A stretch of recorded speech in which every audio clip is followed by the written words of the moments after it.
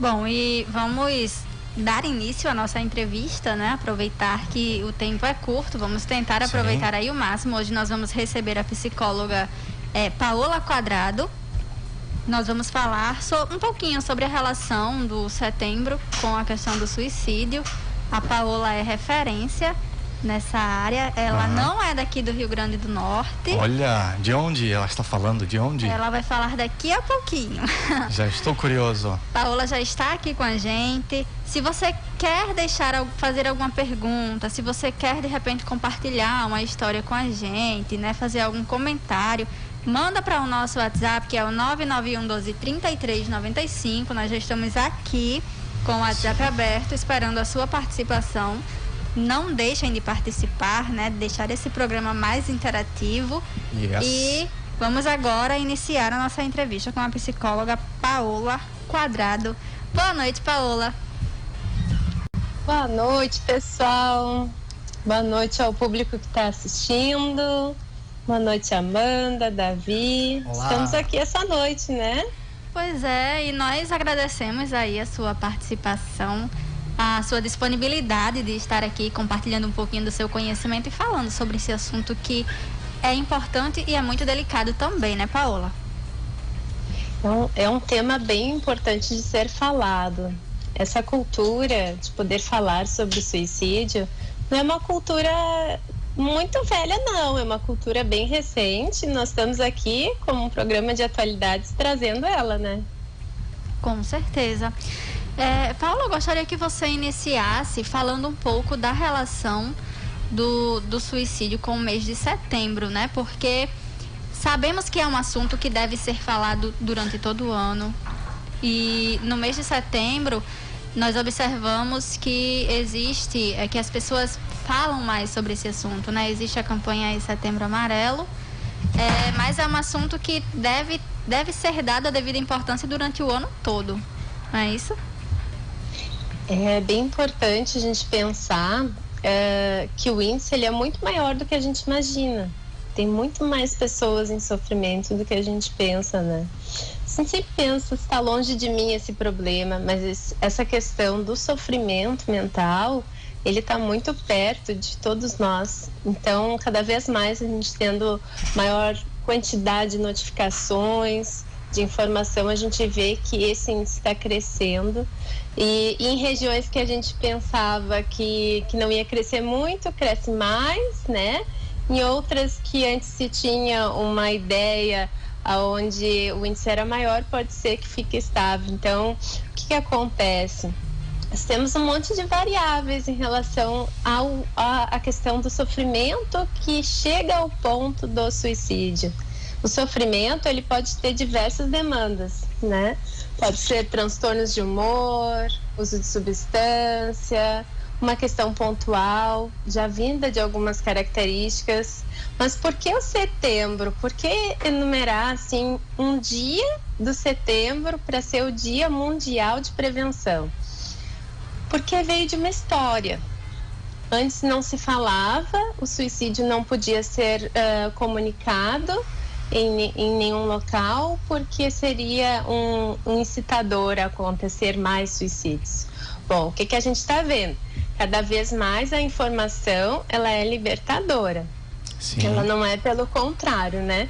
Então, o Ministério da Saúde, ele verificou que muitas pessoas não conseguiam buscar ajuda, não conseguiam comunicar esse sofrimento que elas sentiam. E elas solitárias, cada vez mais, cometiam suicídios. Olha. Aconteceu essa nomenclatura, né, do Setembro Amarelo, em homenagem a um caso que aconteceu nos Estados Unidos, que foi um rapaz, ele se chama Mike, né, se chamava Mike, e ele trabalhava muito habilidoso, carismático, feliz, contente, ele trabalhava com reforma de carros. E ele reformou um Mustang amarelo. Olha, não era o Camaro, mas era o Mustang amarelo. Era um Mustang, Davi. E todo mundo dizia, Mike Mustang, ele ficou famoso, né? Porque ele era muito querido. Mas, muito novo, né? Com 17 anos, ele cometeu suicídio. E todo mundo se chocou com esse caso. Porque é aquilo que a gente escuta, né? Mas como tal fulano fez isso, se tinha tudo? Isso, a gente escuta falar isso, né? É verdade, Ninguém imagina o que se passa na vida das outras pessoas, né? Exatamente, que tem aquele mundo interno acontecendo, ali em silêncio, né? Então não é aquilo que a gente enxerga, é aquilo que a pessoa vivencia, isso é fundamental. Então o Setembro Amarelo ele veio porque no velório do Mike, os familiares fizeram então uma homenagem para ele. O que eles pensaram? Vamos então fazer com que os outros conheçam que tem coisas que a gente pode fazer, que podem ser feitas, ações importantes para ajudar essa pessoa que está sofrendo. Então eles entregaram assim cartõezinhos dizendo peça ajuda, fale sobre o seu sofrimento, né? E junto tinha uma fitinha amarela. E essa fitinha amarela, ela é o nosso representante. A gente vê às vezes, fitinha assim, né? O símbolo da fitinha amarela. Por que fita amarela? A gente pensa, né? Mas é como se fosse uma corrente de ajuda do bem, uma corrente onde todo mundo que puder falar sobre a questão do sofrimento, do suicídio, de eu pensei em me matar, eu pensei em tirar a minha vida, já está fazendo um bem em escutar isso, em poder pedir ajuda, né? Então o Setembro Amarelo ele veio dessa ideia do Mike, onde o Mustang era amarelo, onde a fitinha foi amarela e se associou ao amarelo, mas eu acho fantástica essa cor, porque ela é também um símbolo de uma flor que eu gosto muito, que é o girassol, né? O girassol, eu gosto até de fazer uma analogia que o girassol, ele sempre busca a luz, né? Ele busca respirar, então ele vai se moldando onde ele consegue respirar e ele vai sempre se equilibrando uma nas outras, é assim que ele sobrevive. E nós, seres humanos, também somos seres sociais e precisamos nos equilibrar uns nos outros, né? Tem também o janeiro branco, que desde o ano passado está sendo vinculado, que é muito importante, que ele traz a importância de falar sobre o suicídio o ano inteiro. Então, você até tem aquela famosa conversa, então o suicídio só acontece em setembro, depois em outubro para. Pois é, né? Olha que bacana, Davi. Se fosse assim, teria um problema menos, né? Aliás, menor. Nós já recebemos outros profissionais, né, durante o mês de setembro, mas a gente não conhecia a origem mesmo da campanha, né? Que bacana. Já estamos aprendendo com a Paola. Com certeza. Paola, eu vou pedir licença para você por alguns minutos. Eu peço que você continue aí com a gente, que no próximo bloco a gente volta com mais perguntas falando sobre esse tema, tudo bem? Tá, ok, vamos seguir atentos. Hoje estamos conversando com a psicóloga Paola Quadrado.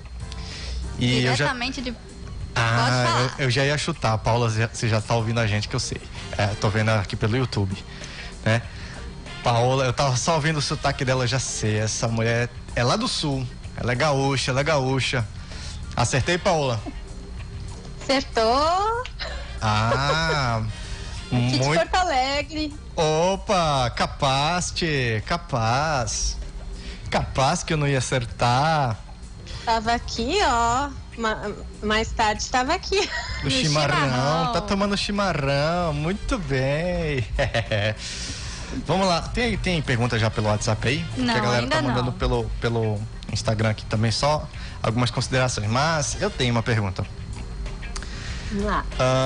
Paola, digamos que uma pessoa, como deve acontecer bastante, sofre caladamente, né? Tá com alguns problemas ali internos e ela não comunica isso verbalmente para seus familiares. A gente consegue perceber isso, né? Tem como a gente detectar que uma pessoa tá ali gritando por ajuda sem falar, sem verbalizar? Davi, tua pergunta é fantástica, porque obrigado. É fundamental a gente saber disso, para poder ajudar alguém. Sim. Que nem sempre a informação ela vem falada, né? Nem sempre a pessoa vai dizer, eu quero acabar com a minha vida. Na verdade, é a minoria dos casos. que acontece? A pessoa vai mudando. Às vezes a gente escuta alguém dizendo assim, o fulano tá tão diferente. Sim. Né? Ou ele fica só dentro do quarto, não sai mais, não interage mais, ou não quer mais ir para o trabalho. Ou pode acontecer com criança e adolescente também o sofrimento, né?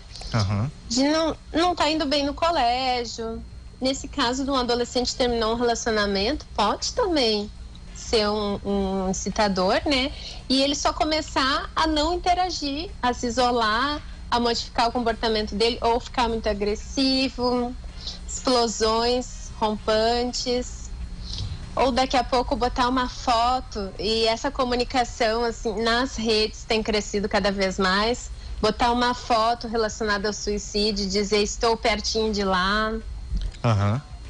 Ou estar assim também relacionada a muitas redes que falam do suicídio, da morte, e as pessoas que são amigos dessa pessoa poder tá dando uma olhadinha se ela tá participando dessas redes e concordando com o que está sendo dito lá.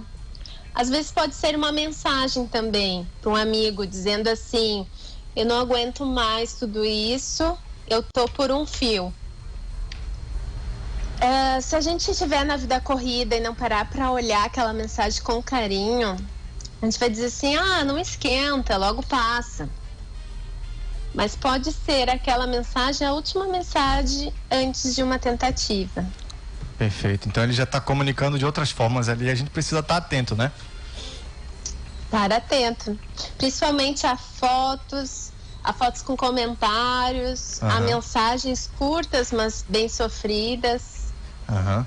E uma pergunta,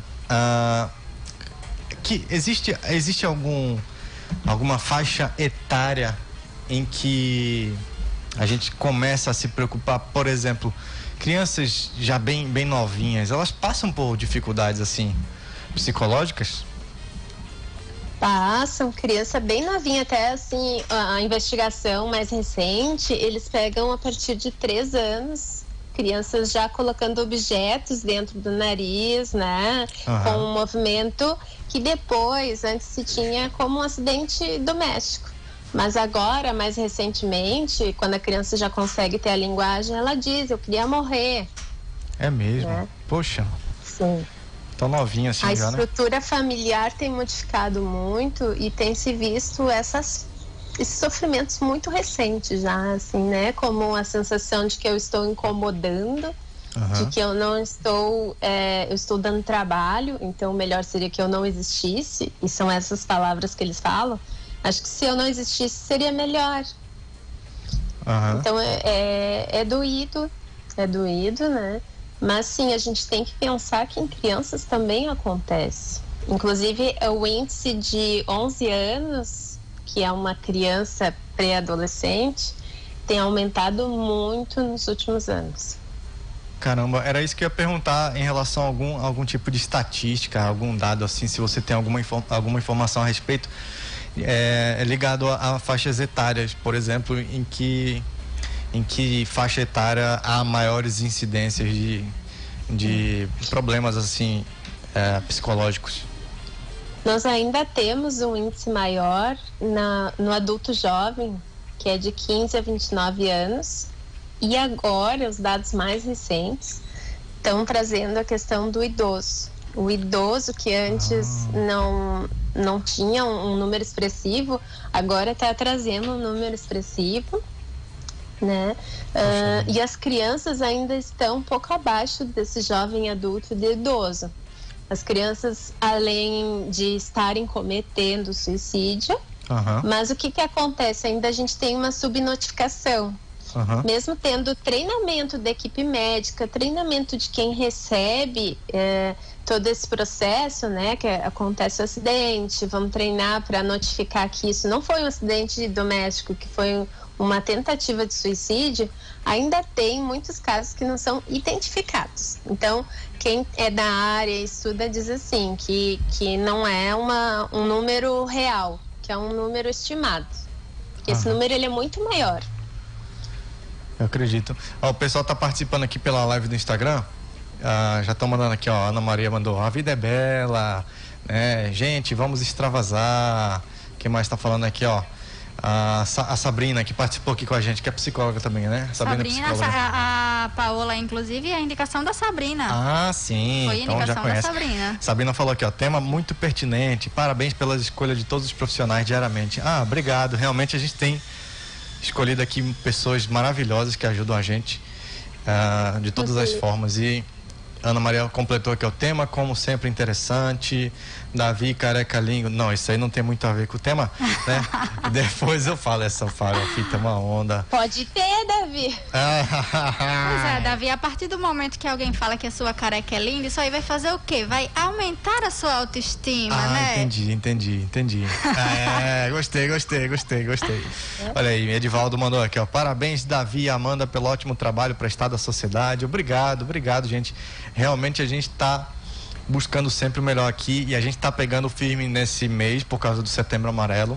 Por isso que a gente está conversando com a Paola, mais uma vez uma psicóloga aqui. Amanhã que a gente vai falar com o Ciro. Na sexta-feira. Sexta-feira, nosso querido Ciro Sampaio também, outro psicólogo fantástico.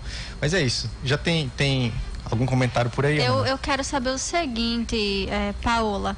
Você é especialista neste tema, né? E aí eu queria saber de você o seguinte: você já deve ter atendido sim muitos pacientes e deve ter ajudado muita gente aí ao longo da sua profissão, da sua carreira profissional. Eu queria saber se tem alguma história assim que já te marcou, porque lá vem a Amanda. Eu adoro fazer isso. Vai me fazer chorar de novo. Não, porque é uma experiência de vida e cada caso é um caso e a gente aprende muito com isso, né? Então, assim, eu gostaria de saber de você se já teve algum caso assim que marcou a sua carreira profissional, que marcou você enquanto pessoa também, né? Porque tá ali ajudando o outro é coisa do ser humano também, né? E não apenas do profissional paciente ali, são duas pessoas, né? Conta pra gente. Amanda, agora tu pegou no meu ponto fraco, sou apaixonada. Sou apaixonada. Pra mim, o que me dá a maior satisfação é poder estar junto com a pessoa nessa construção, né? Então eu tenho, claro, a gente vai participando de várias situações na vida das pessoas, situações extremas como essa, né? Eu tive desde situações de dor até tentativas e acompanhar a pessoa depois. Eu poderia salientar assim 3 casos que me marcaram, né? Um deles foi uma adolescente que ela vinha de muitos cortes, né? Ela tinha 98 cortes no corpo. Nossa. E a gente fez um trabalho muito legal envolvendo a família, porque é muito importante a gente salientar que a gente precisa envolver diversos profissionais junto. É a família, é o psicólogo, é a escola, é o trabalho, são os amigos, é o nutricionista, neurologista, o que precisar para aquele caso, vão ter as pessoas junto, né? E nesse caso dessa adolescente me marcou muito, porque a gente conseguiu fazer o controle desse comportamento que machucava ela e poder entender essa dor. Uhum. E ela teve vários momentos de tentativa, né? Mas que a gente conseguiu conter, ela conseguiu pedir ajuda antes. Então a gente conseguiu afastar aquilo que para ela estava sendo perigoso, que ela pegava e usava coisas que estavam próximos dela, e a gente conseguiu fazer um controle disso. Uhum. E ela chegou para mim depois de 1 ano e meio de tratamento que a gente estava. E a gente avaliando como é que estava a situação dela, e ela disse assim: Paola, o que eu posso te dizer? Quando eu comecei contigo, eu não pensava nem que eu tinha como existir, que existia um futuro. Eu pensava que a vida não tinha sentido. E hoje eu tô aqui contigo, vendo que tem um futuro e que eu sei o que eu quero e tô fazendo coisas para isso. Então, para mim, aquele momento foi muito importante, porque eu vejo a adolescência como um marco na vida da pessoa, onde ela tem muitas escolhas para fazer. E se ela não esperar nada do presente nem do futuro dela, aquilo se esvazia. Então, para mim, foi tudo que eu escutei, foi fantástico, né? Maravilha, maravilha. E tem outros casos, tem outros 2 casos bem importantes também. um que eu acompanhei a pessoa quando era adolescente, 11, 12 anos, por um curto período, e quando começou a envolver os pais, a família no processo, foi retirado da terapia, o que é bem comum até às vezes, né, acontecer. E depois, com 16 anos, ele voltou para mim, porque ele tinha tentado suicídio. Nossa. E ele foi encaminhado pela UPA, né? Que a partir do suicídio encaminharam para a UPA, e ele foi encaminhado para atendimento com outra psicóloga. Ele disse: não, eu gostei, quero voltar lá, porque eu confio mais. E a gente fez um trabalho bem legal de 3 anos de acompanhamento, bem intenso. E ele não tentou mais e estava numa fase já de escolha profissional também. Ele tinha uma questão de não diagnosticar, não tinha sido diagnosticado Asperger nele, que na verdade é o espectro autista leve, que a gente fala, né? Então ele sofria muito, ele dizia assim: eu não faço amigos, eu não sou importante para ninguém, então não tem diferença eu existir nesse mundo. Até ele identificar que é uma característica e que essa característica tem muitas pessoas que passam por essa mesma característica. E o que ele tinha de bom que a gente podia aproveitar, né? Podia incentivar estratégias. Nossa, isso para mim me marcou muito, porque o olhar dele foi mudando. Ele tinha um olhar muito perdido, muito vago. E às vezes eu olhava para ele e dizia assim: tu não tá aqui. E ele: tá, eu não tô, Paola. E essa construção, né, é uma construção muito particular mesmo daquela relação terapêutica, onde tu vai construindo o ser de dentro para fora. Isso me marcou muito, porque os pais choravam e a gente tinha orientação com os pais, e um dos pais chegou a dizer assim: olha, eu já estou conformado que um dia ele vai tentar e ele vai conseguir. Então, poder mobilizar esses pais cansados para poder estar cuidando, poder estar fazendo ações, isso tudo para mim me revigora, né? E ele tá bem. Então, assim, é uma vitória. Com certeza. Êxito aí total. E tem um terceiro caso que me marca, não sei se tem tempo, gosto de falar, né? Amanda e Davi, vocês me cortam. A gente tá chegando pertinho aí, já tá bem apertado, mas pode resumir. Dá para falar. Tem um terceiro caso que me marcou muito, que foi a esposa que me mandou uma mensagem: olha, meu esposo, ou ex-esposo, porque ele estava em processo de separação, mandou essa mensagem. Ele era meu paciente. Ele não estava em atendimento comigo. Eu tinha saído de licença maternidade e tinha encaminhado ele.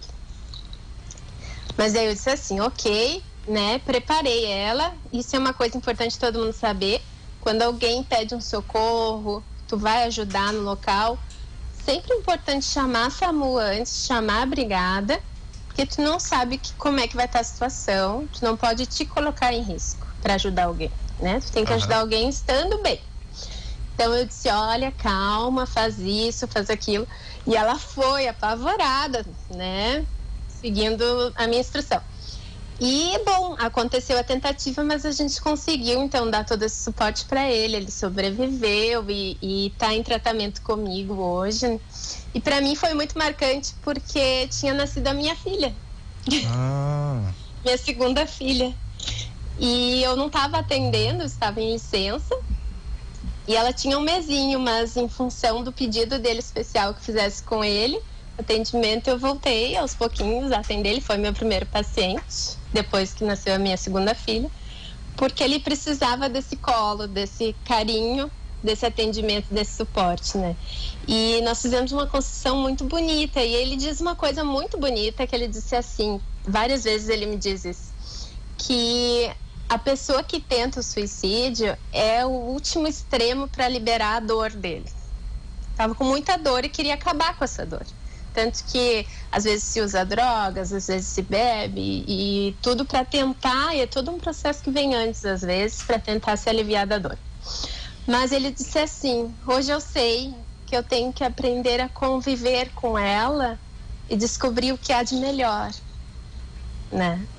Olha aí. Isso para mim foi o trabalho tem sido com ele muito reconfortante, onde ele buscou outras formas de viver a vida, buscou no yoga, buscou em satisfações de prazer, outras coisas que dão prazer na vida, né? E o enfrentamento desses desafios, que o enfrentamento ele sempre tem que estar presente, né?